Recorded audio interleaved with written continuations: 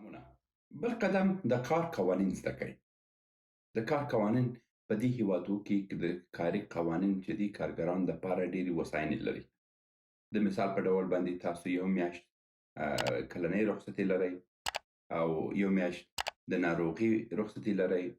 هر میاشت د وظیفې د تجربې په اساس باندې یوه ورځ تاسو ته د رخصتي اضافه کیږي او همدغسې د کورنۍ ستونزو لپاره هم دوی رخصتیانې لري. او که ښځینه یاست تاسو هلته خپل د حاملګي او نورو ستونزو لپاره هم خپل قوانین وګورئ. په ډېرو هیوادو کې اروپایي هیوادو کې اوس حتی هغه د میاشتنۍ ناروغۍ لپاره هم ښځینو دپاره یو ورځ یا دوه ورځې رخصتیانې لري. نو تاسو د دغه ټولو رخصتیانو او دغه ټولو قوانینو څخه ګټه واخلئ. بل خبره دا ده چې په دې هیوادو کې حاضري نسته. نو تاسو کوښښ مه کوئ چې د دغه کار څخه غلط استفاده وکړئ، ځکه دا خلک تاسو ته اعتماد درکوي او هغه اعتماد څخه غلطه ګټه مه پورته کوئ.